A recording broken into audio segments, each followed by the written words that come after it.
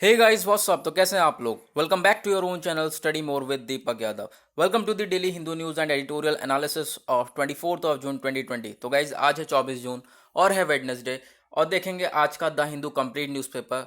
The Hindu complete newspaper को analyse करेंगे from the view point of UPSC and other various competitive exams के। और guys यहाँ पे अगर आपको इससे रिलेटेड पीडीएफ चाहिए और जो ये हमारा न्यूज़पेपर है पूरी की पूरी जो ये पीडीएफ है न्यूज़पेपर की, अगर आपको ये चाहिए तो आपको क्या करना है, टेलीग्राम डाउनलोड करना है। ठीक है, टेलीग्राम डाउनलोड करने के बाद सर्च बॉक्स में टाइप करना है आपको study more with Deepak, bracket में यूपीएससी लिखा है, आप देख सकते हैं। तो यहाँ पे आपको क्लिक करना है, नीचे आपको ज्वाइन का ऑप्शन आएगा तो इसे ज्वाइन कर लेना, क्योंकि यहाँ पे आपको डेली बेसिस पे नोट्स मिलते हैं और डेली बेसिस पे जो हम एनालिसिस करते हैं उसका जो बैकग्राउंड डिटेल्स होती हैं वो आपको यहाँ पर प्रोवाइड कर दी जाती है और डिस्कशन भी हम यहीं से करते हैं। तो गाइज इसे ज्वाइन कर लेना बहुत ज़्यादा आपके लिए इंपॉर्टेंट हो जाता है, क्योंकि यहाँ पे सब कुछ फ्री है। आपको न्यूज़पेपर की पीडीएफ मिलेगी, साथ ही साथ जो हमारे यहाँ पर इस चैनल पर जो स्टैंडर्ड बुक्स हैं एनसीईआरटीज़ हैं उनका डिस्कशन शुरू होगा, उनका डिस्कशंस जो हैं उनकी वीडियोस आपको यहाँ पे मिलेंगी। और उसके बाद हिंदू एडिटोरियल दो टाइप्स में मिलता है, जैसे कि एक डिटेल में आपको प्रोवाइड कर दिया जाएगा 30 to 40 मिनट्स में। उसके बाद यहाँ पे 10 मिनट्स में भी एक एनालिसिस देता है जिसमें एक न्यूज़पेपर का ओवरव्यू मिल जाता है। ठीक, तो यहाँ पे पूरी कंप्लीट चीज़ें हो रही हैं यूपीएससी के पॉइंट ऑफ व्यू से, तो आप जाकर इसे ज्वाइन कर लो। कोई पेड वगैरह नहीं है, बिल्कुल फ्री है और आपको ये न्यूज़पेपर भी वहाँ पर मिल जाएगा। ठीक है, तो गाइज चलते हैं आगे और देखेंगे अपना न्यूज़पेपर। आज के लिए हमारे लिए कौन कौन सी न्यूज़ जो है वो इम्पोर्टेंट है। सबसे पहले न्यूज़ देखें तो ये इंडिया चाइना कूल डाउन करें एलएसी टेंशन को, लाइन ऑफ एक्चुअल कंट्रोल के टेंशन को। आप सबको पता है कि जो इंडिया और चाइना है दोनों के बीच में बॉर्डर डिस्प्यूट चल रहा है एलएसी को लेकर, है ना। और कहाँ तक ये डिस्प्यूट पहुंचा कि जो 20 आर्मीज़ हैं, जो 20 आर्मीज़ के यहाँ पे मेंबर्स थे, हमारे सोल्जर्स थे, वो मारे गए चाइनीज़ ट्रूप्स के द्वारा। ठीक है, यहाँ तक सिचुएशन पहुँच गई थी। उसके बाद एक पहले तो मीटिंग हो चुकी थी, बॉर्डर पर्सनल मीटिंग हुई थी। कब हुई थी? छः जून को मीटिंग हुई थी। उसके बाद एक मीटिंग हुई है मंडे को। ठीक है, दोनों मिलिट्री कमांडर के द्वारा, एक चाइनीज़ मिलिट्री कमांडर और इंडिया के मिलिट्री कमांडर के द्वारा दोनों की मीटिंग हुई है, पर्सनल मीटिंग हुई है। 6 जून को गई थी, लेकिन 6 जून के बाद वहाँ पर कोई उसका हल नहीं दिखा। बाद में ये इंसिडेंट हम लोगों को देखने को मिल गया। ठीक है, लेकिन जो अभी वाली मीटिंग देखने को मिली है, जो मंडे को हुई है यानी परसों मीटिंग हुई है, वो उसमें क्या दिखाया है, उसमें क्या बताया गया है कि वापस डिसंगेजमेंट करने को कहा है कि दोनों के बीच में डिसंगेजमेंट होगा। ठीक है, तो उसी को लेकर यहाँ पर आर्टिकल है, आपको बस खाली एक आइडिया रखना है। और ये चीज़ इंपॉर्टेंट हो जाती है कि जो सेकंड मीटिंग है, ठीक है, जो सेकंड हमारी मिलिट्री कमांडर दोनों के मिलिट्री कमांडर के बीच में मीटिंग हुई, वो कहाँ पर हुई? मोल्दो। मोल्दो कहाँ पर है? Opposite to Chushul. ठीक है, वहाँ पर मीटिंग हुई। चलो भाई आगे चलते हैं। नेक्स्ट आर्टिकल है हमारा, ये जो country origin must on GeM platform, यानी जो अब चीज़ें जो सेलर्स वगैरह हैं जो चीज़ें यहाँ पर बेचेंगे उनको रजिस्टर करना है यहाँ पर गवर्नमेंट ई मार्केट प्लेस। ठीक है, government e market place GeM में यहाँ पर इसको रजिस्टर करना है, एक प्लेटफॉर्म जो कि पब्लिक प्रोक्योरमेंट के लिए है। ठीक है, तो यहाँ पर हमें क्या करना है, इन चीज़ों को रजिस्टर करना है। चलो नेक्स्ट क्या है, ये जो आर्टिकल है ये आने वाले टाइम में भी डिटेल में भी आएगा, इसका डिटेल में डिस्कशन करेंगे। ठीक है, अब यहाँ पर नेक्स्ट आर्टिकल है आयुष यहाँ पर एक मिनिस्ट्री ऑफ आयुष है ये, उसने क्या करा है, जो रामदेव बाबा ने कोविड-19 क्योर की ये जो मेडिसिन बताई है जिसके एडवर्टाइजमेंट खूब चल रहा है। आप देख रहे होंगे दवा के इसका जो जिस मेडिसिन का एडवर्टाइजमेंट चल रहा है, इस आयुर्वेदिक मेडिसिन का जिसका कोरोनिल नाम है। ठीक है, और सरावसी नाम है, तो सवरसी नाम है और कोरोनिल नाम है। तो इसी को लेकर यहाँ पे मिनिस्टर ऑफ आयुष कह रही है कि अभी इस अच्छी तरीके से चीज़ों को जब पता नहीं चला है, अच्छी तरीके से हम लोगों ने चीज़ों को नहीं देखा है, इससे इफेक्ट नहीं देखे हैं, तो इसको एडवर्टाइज क्यों कर रहे हो? Why are you advertising this product? तो इतनी अभी एडवर्टाइज नहीं करनी है, उसको लेकर ये स्टेटमेंट इशू करी गई है मिनिस्ट्री ऑफ आयुष के द्वारा कि जो ये है पतंजलि का प्रोडक्ट, ये चलो क्योर मान रहे हैं, कह रहे हैं कि ये जो है कोविड-19 में ये थोड़ा बहुत बेनिफिशियल है, दिखा रहा है, बेनिफिट्स दिखा रहा है। फैक्ट्स क्या हैं जो क्लेम रिलेटेड करते हैं? ड्रग और डिटेल्स ऑफ स्टेटेड, जो साइंटिफिक स्टडी है not known to the ministry, the statement said ये कहा गया है मिनिस्ट्री के द्वारा, यानी मिनिस्ट्री ऑफ आयुष के द्वारा, कि अभी कुछ कंफर्म नहीं है, तो अभी इसका एडवर्टाइजमेंट ना करा जाए, है ना। और यहाँ पे जो एडवर्टाइजमेंट है उसको स्टॉप करा जाए, जो पब्लिशिंग हो रही है इन सारी चीज़ों की, इन सबको स्टॉप करा जाए, क्योंकि बहुत ज़्यादा एडवर्टाइज हो रहा है, कल आपने देखा होगा। तो इसी को लेकर यहाँ पर यह आर्टिकल है। ठीक, उसके बाद अरे इस आर्टिकल से एक चीज़ तो हम पढ़ना भूल ही गए, एक जो मेन चीज़ है इस आर्टिकल में वो हमारे लिए आयुष, है ना। चलो ये हमने पढ़ लिया, ये जो चलो ये इस न्यूज़ जो आएगी, चलो कभी हमारे पास क्वेश्चन आ गया तो क्वेश्चन जो है आएगा तो आयुष से लेकर, तो वो इस पे चलो आ गया तो आप तो याद रखोगे, लेकिन आयुष का बैकग्राउंड कैसे याद रखोगे कि इसकी मिनिस्ट्री ऑफ आयुष है क्या? तो उसको जानने के लिए हम टेलीग्राम पे चलेंगे। टेलीग्राम पर हमारे पास सारे नोट्स हैं जैसे कि आप देख सकते हैं। तो यहाँ पर मिनिस्ट्री ऑफ आयुष के बारे में अभी हम बात करेंगे। तो गाइज यहाँ पे सारे नोट्स प्रोवाइड कर दिए जाते हैं, जाकर ज्वाइन कर लो, बिल्कुल फ्री हैं। मिनिस्ट्री ऑफ आयुष के बारे में बात करते हैं तो इसकी फुल फॉर्म क्या है आयुष की? आयुर्वेदा, योगा एंड नेत्रोपैथी, यूनानी, सिद्ध, होम्योपैथी। और इसे एब्रिविएट करेंगे यानी जो इसका हमारे पास एक्रोनेम आएगा वो आएगा आयुष, AYUSH, यानी AYUSH। ठीक है, इसकी फुल फॉर्म हो गई। तो ये इसका जो है पर्पस क्या है? पर्पस ये है कि जो एजुकेशन को डेवलप करा जाए, रिसर्च करी जाए चीज़ों के ऊपर। जो भी हमारे पास मेडिसिन है, मेडिसिन सिस्टम है इंडिया में, ठीक है, इंडिया का खुद का इंडिजीनियस यानी उसका खुद का जो मेडिसिन सिस्टम है, उन चीज़ों के ऊपर रिसर्च करी जाए। ठीक है, एजुकेशन को डेवलप करा जाए। जो ये मिनिस्ट्री है, मिनिस्ट्री हेड करी जाती है किसके द्वारा? मिनिस्टर ऑफ स्टेट के द्वारा, जो कि करंटली हेल्ड करी जा रही है किनके द्वारा? श्रीपद येसो नाइक के द्वारा यहाँ पे करंटली हेल्ड करी जा रही है। और मिनिस्ट्री जो है ये वर्किंग में कब आई? आफ्टर भारतीय जनता पार्टी ये इलेक्ट करी गई, जब इलेक्ट हुई 2014 में, उसके बाद यहाँ पर ये वर्किंग में आई। ठीक है, तो चलो वापस चलते हैं। उसके बाद नेक्स्ट न्यूज़ क्या है? जो ट्रंप ने सस्पेंड कर दिए हैं, रोक दिए हैं H1B वीज़ा को, 1 साल तक यहाँ पर रोक दिया गया है। ठीक है, पहले हम लोग H1B वीज़ा को पढ़ लेते हैं, H1B वीज़ा है क्या, देन उसके बाद पढ़ेंगे इसे रोका क्यों है, या फिर आप बताओ क्या करें? चलो पहले पढ़ लेते हैं कि इसे रोका क्यों है, उसके बाद पढ़ते हैं H1B वीज़ा है क्या। इसे रोका इसलिए है कि आपको पता ही है कि ये पेंडेमिक चल रहा है, कोविड-19 की सिचुएशन चल रही है, जिससे कि पूरी यहाँ पर दुनिया जो है गुजर रही है। तो उसको लेकर जो है बहुत ज़्यादा प्रॉब्लम्स आ रही हैं सभी जगह पर। तो ऐसा ही अमेरिका भी है। तो वहाँ पे जो है क्या करा गया है डोनाल्ड ट्रंप के द्वारा कि जो जॉब्स वगैरह हैं वो अमेरिकन जॉब्स के द्वारा, जो अमेरिकन जॉब्स हैं वो प्रोटेक्ट कर रहे हैं अमेरिकन लोगों के लिए, अमेरिकन लोगों के लिए। ठीक है, जो लोग हैं। अब यहाँ पे बात क्या है कि जो हमारे इंडिया के यहाँ पे वर्कर्स हैं जो कि यूएस में काम करते हैं, जिनके H1B वीज़ा पर हैं, ठीक है, वो वापस जाने के लिए कह रहे हैं। तो जिनको जिसलिए यहाँ पर क्या करा गया है, जिसलिए यहाँ पे क्या करा गया है, जो H1B वीज़ा को सस्पेंड कर दिया गया है कि 1 साल तक अभी कोई नहीं आया जाएगा। ठीक है, कोई नहीं आएगा। जैसे खास जो टेक वर्कर्स हैं इंडिया में, ये जाने की सोच रहे थे यूएसए, लेकिन जो H1B वीज़ा है इसको क्या कर दिया गया है, 24 जून से ही 1 साल तक इसे सस्पेंड कर दिया गया, रोक दिया गया है। अभी यहाँ पर कोई नहीं, इसके खिलाफ यहाँ पे अभी कोई नहीं, कुछ नहीं होगा।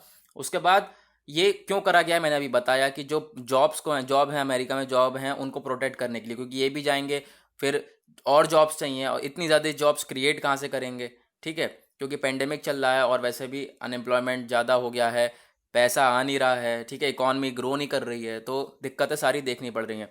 तो उसके बाद बात कर ले रहे हैं H1B वीज़ा है क्या। H1B वीज़ा जानने के लिए हमारे लिए आ जाइए टेलीग्राम पर, और टेलीग्राम को डाउनलोड कर लेना। और जो टेलीग्राम का सबसे बड़ी बात, जो लिंक है वो मैंने यहाँ पर डिस्क्रिप्शन में दे दिया है नीचे। तो गाइज लिंक को क्लिक करो और टेलीग्राम पर जाओ और उसको ज्वाइन कर लो, क्योंकि सब बिल्कुल फ्री है। H1B वीज़ा के बारे में बात करें तो ये यूनाइटेड स्टेट्स किस एक्ट के अंडर में आता है? यूनाइटेड स्टेट्स के एक एक्ट के अंडर में आता है, वो है इमिग्रेशन और नेशनलिटी एक्ट। सेक्शन 101 का A15H यहाँ पे इसके अंडर में आता है, जो कि अलाउ करता है यूएस एम्प्लॉयर्स को कि टेम्परेली एम्प्लॉय करें फॉरेन वर्कर्स को। ठीक है, यूएस एम्प्लॉयर्स जो हैं, जो कि वर्क दे सकें फॉरेन एम्प्लॉयर्स को यहाँ पर। और साथ ही साथ जो ये हमारा ड्यूरेशन होता है, जो वर्कर्स जाएंगे वहाँ पर H1B वीज़ा पे, लेकिन जो वर्कर्स होंगे वो होने चाहिए, स्पेशल नॉलेज होनी चाहिए उन्हें, बैचलर्स डिग्री होनी चाहिए। ठीक है, उनका वर्क एक्सपीरियंस होना चाहिए। और जो ड्यूरेशन होगा स्टे, वहाँ पे कितने कितने टाइम तक रुक सकते हैं H1B वीज़ा पे? 3 साल तक रुक सकते हैं, और एक वीज़ा एक बार में। उसके बाद उसे बढ़ाकर 6 ईयर्स तक, 6 साल तक कर सकते हैं। लेकिन उसके बाद क्या होता है कि जो अगर ये हो जाता है हमारा, अगर डिजॉल्व हो जाता है, तो उसके बाद क्या करना है, उसको रीअप्लाई कर सकते हैं। ठीक है, रीअप्लाई भी कर सकते हैं। अब जो एक लॉ है, कानून ने क्या लिमिट कर दिया है इस नंबर, H1B वीज़ा के नंबर को लिमिटेड कर दिया है। वो क्या है कि हर साल 1,88,100 वीज़ाज को यहाँ पे इशू करा जाता है। और इनिशियली यहाँ पे H1B वीज़ा जो कि इशू करे गए 2019 में। ठीक, चलो आगे चलते हैं। उसके बाद आगे हमारे लिए नेक्स्ट आर्टिकल है ये, monsoon likely to advance over city. Monsoon क्या है, पहले आ गया है यहाँ पे सिटी में, ऐसा लग रहा है। ये जो है आईएमडी का कहना है, आईएमडी की फोरकास्ट। आईएमडी कौन है, हमारी कौन सी बॉडी है? इंडियन मेट्रोलॉजिकल डिपार्टमेंट, जो कि जो वेदर वगैरह जैसे कि बारिश होने वाली है या नहीं होने वाली है, या कैसा वेदर होने वाला है, तो इस सारी चीज़ों को प्रेडिक्ट करके बताती है ये बॉडी। तो ये आईएमडी आपके यूपीएससी के पॉइंट ऑफ व्यू से इंपॉर्टेंट हो जाती है। आईएमडी के बारे में जानना बहुत ज़्यादा ज़रूरी है, क्योंकि यहाँ पर हम काफ़ी बार डिस्कस कर चुके हैं आईएमडी के बारे में, और जो है काफ़ी हद तक यहाँ पर ये न्यूज़ में रहती है। आप देख सकते होंगे इसी चैनल से ये मैसेज फॉरवर्ड करा गया है आईएमडी के बारे में। ठीक है, तो आईएमडी के बारे में कवर कर ले ही रहे हैं। जो इंडियन मेट्रोलॉजिकल डिपार्टमेंट है, ये एजेंसी है मिनिस्ट्री ऑफ अर्थ साइंस और गवर्नमेंट ऑफ इंडिया की। ठीक है, और जो ये प्रिंसिपल एजेंसी है, ये रिस्पॉन्सिबल है मेट्रोलॉजिकल ऑब्जर्वेशन के लिए, वेदर फोरकास्टिंग के लिए, यानी वेदर को पहले से अंदाजा लगाया जाए कैसा वेदर रहेगा कल। उसके बाद आईएमडी का हेडक्वार्टर है दिल्ली में, और यहाँ पे हंड्रेड्स ऑफ ऑब्जर्वेशन स्टेशन हैं इसके इंडिया और अंटार्कटिका में। ठीक है, उसके बाद जो रीजनल ऑफिस भी हैं इसके मुंबई, कोलकाता, नागपुर, पुणे में। ठीक, उसके बाद जो आईएमडी है, एक 6 रीजनल स्पेशलाइज्ड मेट्रोलॉजिकल सेंटर्स पूरे वर्ल्ड में जो है, उसमें से एक हमारा आईएमडी है। और इसके ये किस चीज़ के लिए रिस्पॉन्सिबल है? फोरकास्टिंग करने के लिए, जैसे कि हमने अभी पढ़ा। और ये जो साइक्लोन्स वगैरह आते हैं, जैसे कि यहाँ पे साइक्लोन्स वगैरह आते हैं, तो उस चीज़ को भी रिलेटेड चीज़ें बताता है, जैसे कि साइक्लोन्स आने वाला है उसको प्रेडिक्ट करके लोगों को अवेयरनेस फैलाता है। खासकर साइक्लोन्स कहाँ से? नॉर्दर्न इंडियन ओशन रीजन में, मलक्का स्ट्रेट्स में, बे ऑफ बंगाल, अरेबियन सी और पर्शियन गल्फ के साइड। इंडियन मेट्रोलॉजिकल डिपार्टमेंट जो एस्टेब्लिश हुआ 1875 में। एक जो इंपॉर्टेंट बात यह है कि जो हेनरी फ्रैंकिस ब्लैनफोर्ड हैं, ये अपॉइंट करे गए थे as a first meteorological reporter of IMD. और 1889 में जो सर जॉन एलियट हैं, इनको अपॉइंट करा गया था फर्स्ट डायरेक्टर जनरल। किसका? आईएमडी का। आईएमडी के अब ये एक चीज़ और याद रखनी, आईएमडी का जो सबसे पहले हेडक्वार्टर था वो था शिमला में 1905 में। ठीक है, उसके बाद आया पुणे में शिफ्ट हुआ 1928 में। उसके बाद फाइनली जो है बस गया, सेटअप हो गया 1944 में दिल्ली में। ठीक है, न्यू दिल्ली में सेटअप हो गया। अब याद रखना है आपको, क्योंकि अगर क्वेश्चन आ जाए कि हेडक्वार्टर आईएमडी का न्यू दिल्ली से पहले कहाँ पे था, पुणे था या शिमला था, अगर ऐसे आए तो बोथ, अगर एक आएगा पुणे शिमला, ठीक है, उसमें आपको बोथ का ऑप्शन भी आएगा, तो बोथ लगाना है। ठीक है, क्योंकि यहाँ पे पुणे में भी था और शिमला में भी था। चलो भाई आगे चलते हैं। उसके बाद आगे देखते हैं, और इम्पोर्टेंट न्यूज़ है हमारे लिए। अब चलते हैं एडिटोरियल पे। खासकर एडिटोरियल पे आज इतनी खास न्यूज़ नहीं है, क्योंकि एडिटोरियल हमारे लिए इंपॉर्टेंट होता है यूपीएससी के पॉइंट ऑफ व्यू से, लेकिन एडिटोरियल जो है इतने खास नहीं है, और यहाँ पे कुछ इतनी न्यूज़, अच्छी न्यूज़ नहीं आई एडिटोरियल पे। हालांकि यहाँ पे एक आध इंपॉर्टेंट न्यूज़ हैं जो कि बात करेंगे हम, जैसे कि आईएएफ इंडियन एयरफोर्स के बारे में बात करेंगे, इसके बारे में थोड़ा बहुत, कि जो मिलिट्री के बारे में। तो सबसे पहली बात यहाँ पर ये वाला आर्टिकल देखते हैं, arrest the virus of arbitrary power. ये जो आर्टिकल है ये आर्बिट्रेरी पावर के बारे में है, यानी कि गवर्नमेंट से रिलेटेड है। गवर्नमेंट आर्बिट्रेरी पावर, जो गवर्नमेंट अपनी मनमानी की जो ताकत दिखाती है, उस चीज़ के ऊपर यहाँ पे आर्टिकल लिखा गया है राजीव भार्गवा के द्वारा। ठीक है, उसके बाद आर्टिकल में क्या कहा गया है? आर्टिकल में ये कहा गया है कि जो अर्ली डेज थे, स्टार्टिंग के दिन थे कोविड-19 के, तो जो केसेस तो बढ़ ही रहे थे, केसेस के साथ साथ दो वायरस और बढ़ रहे थे। सबसे पहला कम्युनलिज्म का वायरस बढ़ रहा था, और दूसरी चीज़ यहाँ पे ऐसा वायरस बढ़ रहा था जिसके बारे में बात ही नहीं हो रही थी बिल्कुल भी। ठीक है, और ये वायरस जो है उसने खुरच दिया है पूरी डेमोक्रेसी स्ट्रक्चर को। ठीक है, ये वायरस कौन सा है? आर्बिट्रेरी पावर, यानी मनमानी ताकत, मनमानी ताकत। और ये इस चीज़ है क्योंकि यहाँ पर जो राइटर है उसने एक केस देखा है, एक केस को यहाँ पे डाल रखा है एग्जाम्पल के तौर पर, और इसी चीज़ को लेकर यहाँ पे पूरे आर्टिकल में बात करी है, जो हमारे जो है पॉइंट ऑफ व्यू से इंपॉर्टेंट नहीं है, बट आपको आर्बिट्रेरी पावर के बारे में जानना था। क्या होती है वो? मनमानी पावर, मनमानी ताकत होती है। उसका एग्जाम्पल यहाँ पर दिया हुआ है, आप और बेटर तरीके से समझ सकते हो। ठीक है, यहाँ पे कोई बेटर एविडेंस नहीं है। ठीक है, एक बेटर एविडेंस नहीं है। क्या जो एक हुआ क्या है, प्रेग्नेंट स्टूडेंट एक्टिविस्ट को बेल नहीं दी गई, उसे अरेस्ट कर रखा है, उसको बेल नहीं मिली है। तो उसके ऊपर आर्टिकल है, प्रेग्नेंट स्टूडेंट एक्टिविस्ट है, जो कि प्रोटेस्ट में थी। कौन से प्रोटेस्ट में थी? सीएए, सिटीजनशिप अमेंडमेंट एक्ट 2019 के प्रोटेस्ट में थी। और उस प्रोटेस्ट में बहुत सारे लोग वैसे ही थे, बहुत सारे लोग और भी थे, लेकिन जो अरेस्ट करा गया वो इसे क्यों करा गया? ठीक है, उसको लेकर यहाँ पे ये आर्टिकल है। राइटर ये कहना चाहते हैं कि यहाँ पर जो है मैनी अदर्स की तरह ये भी प्रोटेस्ट में थी सीए के अगेंस्ट में, तो इसको गिरफ्तार क्यों करा गया? और भी लोग थे। तो चलो, इसी के बारे में आर्टिकल था। और उसके बाद ये क्या कह रहे हैं कि कुछ आर्टिकल्स 21 का आर्टिकल 21 ऑफ द कॉन्स्टिट्यूशन के बारे में बात कर रहे हैं और आर्टिकल 22 के बारे में बात कर रहे हैं इसी से रिलेटेड। अपेंडिंग राइट्स कौन से हैं जो कंसिडर है अरेस्ट ऑफ एक्टिविस्ट से हम जो अरेस्ट हुआ है एक्टिविस्ट उससे रिलेटेड देखें। जो आर्टिकल 21 ऑफ द कॉन्स्टिट्यूशन का कहता है कि जितने भी सिटीजन हैं उनके पास राइट है अपनी बेसिक लिबर्टी और सिक्योरिटी का, अब उनके पास राइट है। और आर्टिकल 22 क्या कहता है कि अगर कोई भी अरेस्ट होता है, ठीक है, अगर कोई भी अरेस्ट होता है यानी कि अगर कोई भी किसी को भी अरेस्ट करा जाता है तो जो अरेस्ट करेगा उसके पास बिल्कुल डिटेल में और ग्राउंड इन्फॉर्मेशन होनी चाहिए कि क्यों अरेस्ट किया है और एक लीगल अथॉरिटी होनी चाहिए, ठीक है। और उसके बाद एक रीजनेबल चीज़ होनी चाहिए, एक रीजनेबल वहाँ पे उसके जो रीजनेबल लॉजिक होना चाहिए क्यों अरेस्ट करा गया है। प्रोटेस्ट के अगेंस्ट यहाँ पे अरेस्ट किया हुआ है, प्रोटेस्ट में, ठीक है, प्रोटेस्ट में तो ढेर सारे थे लोग थे तो उन्हें अरेस्ट किया गया है, तो उसी को लेकर ये आर्टिकल है, ये गलत क्या है, ठीक है, ये राइटर का कहना है यहाँ पर। उसके बाद नेक्स्ट यहाँ पे क्या है, तो यहाँ पर जो है राइटर और भी चीज़ें कह रहे हैं कि हम लोगों को क्या करना चाहिए, हम लोग बिल्कुल भी भूलेंगे नहीं जो एंटी करप्शन मूवमेंट हुआ था 2011-12 में, लेकिन तब तो किसी को जेल में नहीं डाला था, तब तो मीडिया जो है नहीं मजल कर रही थी, लेकिन अब ऐसा क्यों हो रहा है, ठीक है, अब क्यों करा गया।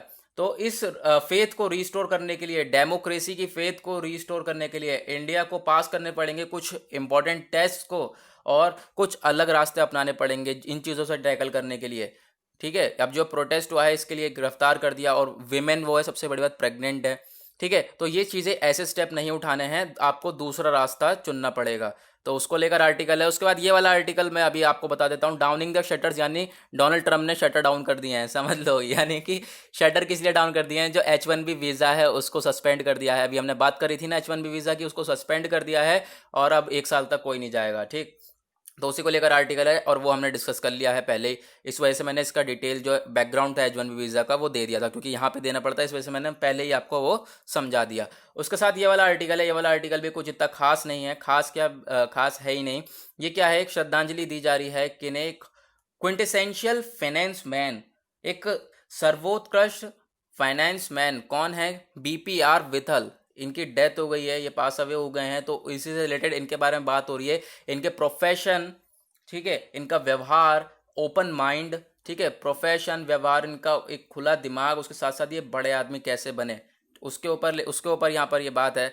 अब यहाँ पे इनके बारे में BPRV एक क्विंटेसेंशियल फाइनेंस मैन थे और यहाँ पर फाइनेंस सेक्रेटरी थे Andhra Pradesh over a decade 1972-1982, 10 साल तक यहाँ पे फाइनेंशियल सेक्रेटरी थे। उसके बाद इन्होंने अपना करियर दिया इंडियन एडमिनिस्ट्रेटिव सर्विस में, जहाँ पर ये इन्होंने जॉब करी, यानी कि आप देख सकते हो इन्होंने नेशन को है अच्छी तरीके से सर्व किया, टीच करा लोगों को, है ना, गाइड करा लोगों को। और यहाँ पर एक मेंबर थे ये किसके, 10th फाइनेंस कमीशन 1992 और 94 के यहाँ पे मेंबर भी थे, यानी बहुत कुछ इन्होंने लाइफ में अचीव कर रखा था।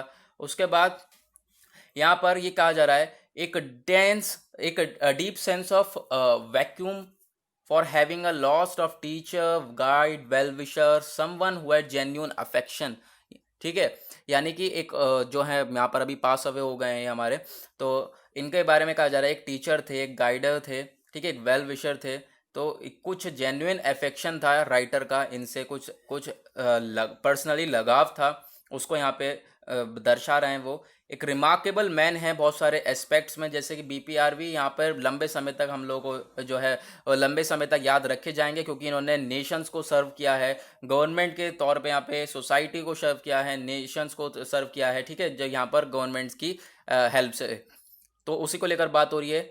आगे चलते हैं, आगे नेक्स्ट आर्टिकल है sharp end of military power. अब ये IAF इंडियन एयरफोर्स के बारे में बात हो रही है, उसको कंप्लीट करेंगे। बात ये हो रही है कि जो इंडियन एयरफोर्स है उसको और स्ट्रॉन्ग करें, क्योंकि यहाँ पर पास्ट में कुछ ऐसे हिस्ट्री है कि इंडियन एयरफोर्स के थ्रू हम लोग चीज़ों को टैकल कर सकते हैं आने वाले टाइम में। यानी कि जो इंडिया और चाइना की सिचुएशन चल रही है, अभी आपको पता होगा जो इंडिया ने उसने डिमांड करी है रशिया से कुछ फाइटर प्लेन्स की, कुछ अर्जेंटली डिमांड करिए, क्यों करिए, क्योंकि कुछ भी कभी भी सिचुएशन बिगड़ सकती है, तो उसी को लेकर यहाँ पर यह आर्टिकल कह रहा है, ठीक है। तो उसके बारे में बात करते हैं। फास्ट फॉरवर्ड देखें, जो पहले की अगर हिस्ट्री देखें तो 1962 की, जिसमें यहाँ पर इंडियन फोर्सेस को यहाँ पर जो इंडिया और चाइना में वॉर हुई, उसके बाद जो इम्पोर्टेंट एलिमेंट ये था कि जो हेलीकॉप्टर्स थे उन्होंने पूरा जो है वो पलट ही दिया, जो पूरी स्ट्रेटेजी थी वो पलट दी। हेलीकॉप्टर्स ने जो आर्मी वगैरह फैल रही थी उस चीज़ को रोक दिया था। ठीक है, तो यहाँ पर हिस्ट्री को देखते हुए इन चीज़ों को फॉलो करा जा रहा है। और जून 15 यानी 15 जून इसी 2020 यानी अभी 15 जून यहाँ पे जो वायलेंट हुआ गलवान वैली में, गलवान वैली में इंसिडेंट हुआ, 20 आर्मी सोल्जर्स मारे गए। तो इसी के लिए वैसे इंडिया आर्मी, जो इंडियन आर्मी है उसे एक सुपीरियरिटी की ज़रूरत है। और ये सारी चीज़ें जो हमारी रिसेंट रिसेंट रिपोर्ट्स वगैरह जो बताती हैं, हमारी जो रिसेंट रिपोर्ट्स हैं कि जो इंडियन एयर फोर्स है वो करेंटली एक क्वालिटेटिव और एक क्वांटिटेटिव का रोल निभा सकती है। क्वालिटी के साथ साथ एक क्वांटिटेटिव एडवांटेज है जो कि पीपल लिबरेशन आर्मी एयरफोर्स को मात दे सकती है। जो चाइना की हमारी पीपल लिबरेशन आर्मी है, पीपल लिबरेशन आर्मी एयरफोर्स है, उससे लड़ सकती है। ठीक है, अगर हमें लड़ना है चाइना से तो हमें अपनी इंडियन एयरफोर्स को स्ट्रॉन्ग करना होगा। ठीक है, उसको लेकर यहाँ पर बात कर रहे हैं। और जैसे कि इंडिया की फाइटर फ्लीट्स जैसे कि 4th generation aircraft SU-30 MKI, और यहाँ पे ये इंडिया के फाइटर फ्लीट्स की बात हो रही है, मिराज 2000, उसके बाद मेग 29S, ये सारे सुपीरियर हैं जो पीपल लिबरेशन यानी कि जो चाइनीज़ की एयरफोर्स है उसके पास जो जेट्स हैं उनसे ज़्यादा हमारे पास स्ट्रॉन्ग जेट्स हैं। यानी कि तो हम लोगों को जो स्ट्रॉन्ग चीज़ें हैं उसको और स्ट्रॉन्ग करके चलना पड़ेगा, क्योंकि कभी भी अगर कुछ भी अगर सिचुएशन बिगड़ती है तो उस चीज़ को टैकल कर सकें। और इस चीज़ को काउंटर करने के लिए हम लोगों को बहुत ज़्यादा निगरानी रखनी पड़ेगी चाइनीज़ के ऊपर कि वो लोग किस चीज़ को कैसे कैसे यहाँ पर कदम बढ़ा रहे हैं, उस चीज़ के ऊपर बहुत ज़्यादा निगरानी रखनी पड़ेगी। निगरानी कैसे रख सकते हैं? स्पेस बेस्ड सर्विलेंस के थ्रू। उसके बाद यहाँ पर हम लोग एयरबॉर्न सर्विलेंस के थ्रू यहाँ पे इन लोगों के ऊपर निगरानी रख सकते हैं। उसके बाद जो एयर पावर की बात हो रही है, जो हमारी एयर पावर है रिप्रेजेंट करती है एक sharp and contemporary military power की। एक जो हमारा मॉडर्न टाइम का जो मिलिट्री पावर है इसकी एक ताकत हो सकती है एयर फोर्स। ठीक है, और हम लोगों को क्या करना है, इसको ग्रो करना है, इसको और स्ट्रॉन्ग करना है, और इसे बेकार नहीं होने देना है, कुट्टल नहीं होने देना है, इसलिए और ज़्यादा स्ट्रॉन्ग करना है। तो इंडियन एयरफोर्स की बात हो रही है। चलो इंडियन एयरफोर्स के बारे में और थोड़ी बहुत बातें जान लेते हैं। उसके लिए चलते हैं हम लोग टेलीग्राम पर। तो ये कुछ बातें हैं इंडियन एयरफोर्स के बारे में। जो इंडियन एयरफोर्स है एयर आर्म है, हमारी इंडिया की एयर आर्म है। ठीक है, और ये स्टेब्लिश करी गई थी ऑफिशियली 8 अक्टूबर 1932 ब्रिटिश एम्पायर के द्वारा, और नाम दिया था रॉयल इंडियन फोर्स। लेकिन बाद में क्या करा गया, 1947 में जब हमारी कंट्री आज़ाद हो गई तो इसके आगे से रॉयल हटा दिया गया और इंडियन एयरफोर्स कहा गया, IAF। और साथ ही साथ यहाँ पे और क्या बातें हैं, जो IAF का मिशन है ये एक्सपेंड करता है एंगेजमेंट और अलग फोर्सेस के साथ यहाँ पे एंगेजमेंट है। उसके बाद ये पार्टिसिपेट करता है UN पीस कीपिंग मिशंस के ऊपर। जो प्रेसिडेंट ऑफ इंडिया है इसकी जो सुप्रीम कमांडर है उसको कंट्रोल करते हैं। एज ऑफ 1 जुलाई 2017 यहाँ पर जो है 1,39,556 पर्सनल हैं इस सर्विस, इस इंडियन एयरफोर्स सर्विस में। ठीक है, अब जो चीफ एयर स्टाफ हैं, चीफ मार्शल होता है, जो 4 स्टार ऑफिसर हैं, रिस्पॉन्सिबल होते हैं पूरे के पूरे एयरफोर्स के लिए, यानी कमांडर वगैरह उन्हें बनाया जाता है। और ऐसे यहाँ पे आप एक इंपॉर्टेंट चीज़ है, आप इनका नाम याद रख सकते हैं, अर्जन सिंह। अर्जन सिंह एक ऐसे पहले व्यक्ति थे, एक पहले व्यक्ति बने जिन्हें 5 स्टार रैंक ऑफिसर दिया गया IAF का 26 जनवरी 2002 को। ठीक है, ये क्वेश्चन आपसे बन सकता है। तो चलो उसके बाद नेक्स्ट आर्टिकल है। नेक्स्ट आर्टिकल यह है कि हम एजुकेशन को ट्रांसफॉर्म कर सकते हैं। किस तरीके से ट्रांसफॉर्म कर सकते हैं? जैसे कि हम लोग हिस्ट्री पढ़ते हैं, ज्योग्राफी पढ़ते हैं, इन्वायरमेंट पढ़ते हैं, तो ये सारी चीज़ों को हम इकट्ठा मिला के पढ़ सकते हैं। ठीक है, अब यह है कि हम अलग अलग ना पढ़ें, से सेपरेट ना पढ़ें, इन चीज़ों को इंटीग्रल अप्रोच लेके चलें, इन चीज़ों को इंटीग्रेट करके पढ़ें। वो कैसे, आप यहाँ पर देख सकते हैं। जो लॉट्स ऑफ टॉक करी गई हैं, जैसे बहुत सारी बातें करते हैं हम लोग इकोनॉमी को ग्रो करने में, इन चीज़ों को लेकर कि किस चीज़ से इकोनॉमी ग्रो करा जाए, ये करा जाए, वो करा जाए, तो हम लोग एजुकेशन को लेकर बात नहीं करते हैं। तो उसी को लेकर यहाँ पर ये आर्टिकल है कि एजुकेशन है उसके ऊपर एक ट्रांसफॉर्म हो सकता है। कैसा कि हम लोग कवर करते हैं history, geography, economics, biology and chemistry, तो इन चीज़ों को हम साथ में लेके चलें, अलग अलग कवर करेंगे, लेकिन अगर साथ में लेके चलेंगे तो और ज़्यादा चीज़ें जो है वो क्रिस्टल क्लियर होंगी। उसके बाद यहाँ पर ये भी कहा जा रहा है, जैसे कि अब यहाँ पे एग्जांपल देकर बता रहे हैं, जैसे कि हिस्ट्री में क्या बात होती है, वॉर्स के बारे में बात होती है, विक्ट्री के बारे में, कौन जीता, कौन कहाँ ये वॉर हुई, कहाँ युद्ध हुआ। ठीक है, कैसे कैसे हिस्ट्री थी हमारी, इन चीज़ों के बारे में बात होती है, तो हम उसमें इंक्लूड कर सकते हैं। उसका इकोलॉजिकल नेचर कैसा था, इकोलॉजिकल कनेक्शन से हम उसको जो है इंटर रिलेट कर सकते हैं। उसके बाद जो ब्रिटिश ने रेलवेज बनाई इंडिया में, ठीक है। अब जो रेलवे बनाई थी तो वो वुडन की बनी थी, लकड़ी की बनी थी। तो लकड़ी आई कहाँ से? लकड़ी आई तो वो डिफॉरेस्टेशन हुआ होगा, यानी कि लकड़ी पेड़ से काटी होगी, तो उसका मतलब डिफॉरेस्टेशन करा है। तो अब डिफॉरेस्टेशन कहाँ का टॉपिक है? एनवायरमेंट का टॉपिक। अब एनवायरमेंट से रिलेट कर सकते हैं। इस चीज से हम लोग को इंटरलिंक चीजें कवर करेंगे तो एक सब्जेक्ट के साथ हमारे सब कुछ कवर हो जाएगा, है ना। ये यहाँ पर अप्रोच रखना चाह रहे हैं। अब जो डिफॉरेस्टेशन है, डिफॉरेस्टेशन से रिलेटेड अब और चीजें हो सकती हैं, जैसे कि ये लकड़ी कहाँ से आई? लकड़ी आई होगी तो जंगल से आई होगी। अब जंगल और लोकेशंस वगैरह कहाँ पे आती हैं? ज्योग्राफी में आती हैं। ज्योग्राफी डिस्क्राइब करता है लैंड और फॉरेस्ट, किस तरीके से जो सिटीज़ हैं वो डेवलप करी जाएंगी, किस तरीके से सिटी जो डेवलप हुई, वाटर बॉडीज़, इन सारी चीज़ों के बारे में ज्योग्राफी में होता है। तो इन सब चीज़ों को हम इंटरलिंक करके पढ़ें कि यहाँ पर अगर ऐसा था, वॉर हुई थी तो उसका एनवायरमेंट कैसा था। ब्रिटिश आया, ब्रिटिश ने लकड़ियों का इस्तेमाल करा, लकड़ियाँ आई कहाँ से? डिफॉरेस्टेशन हुआ, डिफॉरेस्टेशन कौन से जंगल से हुआ, ठीक है, कौन कौन से फॉरेस्ट थे। तो इन चीज़ों को लेकर हम एक इंटीग्रेटेड अप्रोच रख सकते हैं, जिससे हम चीज़ों को क्रिस्टल क्लियर कर पाएंगे। तो हमारा जो एजुकेशन सिस्टम है उसको ज़रूरत है कि वो हम अंडरस्टैंडिंग को और ज़्यादा मजबूत कर सकें। उसके बाद ये आप कार्टून पिक्चर देख सकते हैं। यहाँ पे क्या कह रहे हैं, हम लोग ट्राई तो कर रहे हैं दोनों डिसंगेज करने की, क्योंकि पहले भी अभी दोनों के बीच में बात हुई। ये यहाँ पे इंडिया के पीएम, यहाँ पे ये चाइनीज़ जी जिनपिंग, है ना, और यहाँ पे पीएम मोदी, ये दोनों ट्राई तो कर रहे हैं कि ये पिक्चर क्या कहनी चाह रही है, ट्राई तो कर रहे हैं हम डिसंगेज करने की, लेकिन कर नहीं पा रहे हैं, हाथ दोनों के फंसे पड़े हैं, है ना। तो चलो दूसरा आर्टिकल हमारे पास ये है, नेक्स्ट आर्टिकल क्रॉप ऑफ आयरनीज के बारे में। जो फूड सिक्योरिटी और फार्मर वेलफेयर है, ये दोनों के दोनों इंटरट्विंड हो रहे हैं, यानी कि दोनों के दोनों क्या हो रहे हैं, दोनों बट रहे हैं। तो इसको दोनों को कैसे हम लोग टैकल कर सकते हैं? जो फार्मर्स हैं सबसे ज़्यादा उन्होंने प्रॉब्लम्स झेली। माइग्रेशन है, जो माइग्रेंट वर्कर्स थे उन्होंने सबसे ज़्यादा यहाँ पे दिक्कतें झेली हैं कोविड-19 के तहत। तो यहाँ पे एक कंसेप्ट दिया गया था one nation one ration card का, आप इसके बारे में पता कर सकते हैं। यहाँ पे कहा गया था जो फ्री में चीज़ें देंगे, जैसे कि फिक्स्ड एक अमाउंट फिक्स्ड होता है, फ्री फूड ग्रेन्स और पल्सेस दी जाएगी जिनके पास राशन कार्ड है। और साथ ही साथ जो कोविड-19 के टाइम पे जो 2 महीने का दिया है, वो उसमें जून और जुलाई में ये डिक्लेयर करा गया जिनके पास राशन कार्ड नहीं है उन्हें भी दिया जाएगा। तो ये अप्रोच बनती है और ये जल्द से जल्द इम्प्लीमेंट करा जाए। उसके बाद जैसे रबी क्रॉप्स है वो हमारी बेकार हो गई हैं, जैसे क्योंकि बारिश वगैरह बहुत हुई है, पिछले साल भी बहुत हुई है। उसके बाद लोकस्ट आ गई, टिड्डियाँ वगैरह आ गई, ठीक है, तो उनके द्वारा फार्मिंग बेकार हो गई है। तो ये सारी चीज़ें क्या कर रही हैं, फार्मर को एक बहुत ज़्यादा परेशानियां में डाल दी हैं। तो हमें फार्मर की हेल्प करनी है, इस आर्टिकल में कहना है, फार्मर को टैकल करके चलना है, ठीक है। अब जो रिजर्व बैंक ऑफ इंडिया है उसने ईएमआई बढ़ा दी है, लेकिन जो फार्मर्स हैं बहुत सारे वो एक इनफॉर्मल बोरोइंग कर रहे हैं, यानी कि किसी लेनदार से उन्होंने किसी वहाँ से देनदार से उन्होंने थोड़ा बहुत पैसा ले लिया, बोरो कर लिया, लेकिन फिर उसके बाद वहाँ भी फंस जाते हैं वो लोग, ठीक है। तो फार्मर्स को टैकल करके चलना है इन चीज़ों को देखते हुए। तो उसी को लेकर यहाँ पर बात हो रही है कि किसी भी तरीके से हम लोगों को फार्मर को लेकर चलना है। तो यहाँ पर जो है, अभी हमने फार्मर को जो 2 मल्टीपल लॉकडाउन्स हो गए, ठीक है, बहुत काफ़ी सारे लॉकडाउन हो गए, 1 2 3 4 हो गए लॉकडाउन हो गए।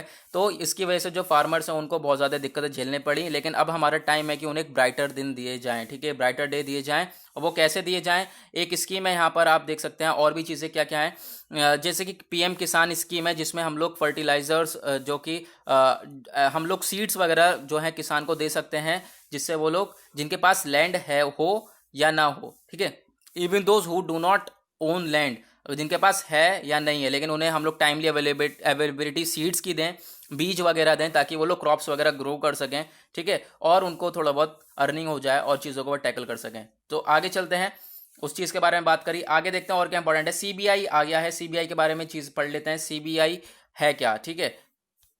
तो सीबीआई हमारी एक प्रीमियर इन्वेस्टिगेशन एजेंसी है, ठीक है, जो कि हाई प्रोफाइल केसेस के लिए काम करती है, जिसमें और स्पेशल क्राइम्स को देखती है, करप्शन जो होता है उनसे रिलेटेड यहाँ पर उनके अगेंस्ट काम करती है।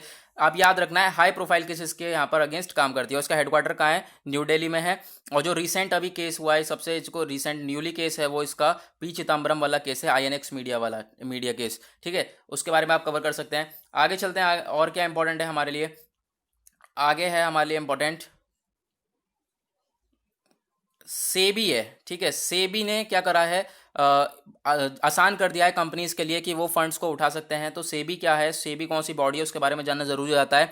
सेबी की फुल फॉर्म क्या है? Securities and exchange board of India. ये रेगुलेटर है सिक्योरिटी और कमोडिटी मार्केट की इंडिया में, और गवर्नमेंट ऑफ इंडिया के द्वारा ये ओन करी जाती है और स्टेब्लिश करी गई 1992 में। एक संवैधानिक पावर है इसके पास, 12 अप्रैल 1992 में इसको एस्टेब्लिश करा गया। उसके बाद जो बेसिक फंक्शन है इसका कि जो प्रोटेक्ट कर सके इन्वेस्टर्स का, जो सिक्योरिटीज वगैरह है उन जो इन्वेस्टर्स की इंटरेस्ट है उसको प्रोटेक्ट कर सके ताकि जो इन्वेस्टर है वो बने रहे। उसके बाद एक और टर्म है हमारे आज के न्यूज़पेपर में, वो है आईसीएमआर, उसको भी कवर कर ले रहे हैं। Indian council of medical research, ये अपेक्स बॉडी है इंडिया की और एक सबसे पुरानी और लार्जेस्ट मेडिकल रिसर्च बॉडी है वर्ल्ड में। और आईसीएमआर को फंड दिया जाता है गवर्नमेंट ऑफ इंडिया के द्वारा through departmental of health research और ministry of health and family welfare के द्वारा। ठीक है, इसका हेडक्वार्टर कहाँ है? न्यू दिल्ली में, आप यहाँ पे देख सकते हैं। और सेक्रेटरी जनरल कौन है? बलराम भार्गवा। तो गाइस पूरा का पूरा न्यूज़पेपर हमने कंप्लीट न्यूज़पेपर को एनालाइज कर लिया है आज का। आप यहाँ तक आए हो तो वीडियो को जरूर लाइक करके जाना। तो गाइस आज के लिए बस इतना ही। चैनल को सब्सक्राइब करना बिल्कुल मत भूलना। मिलेंगे आपसे कल, आज के लिए बाय बाय।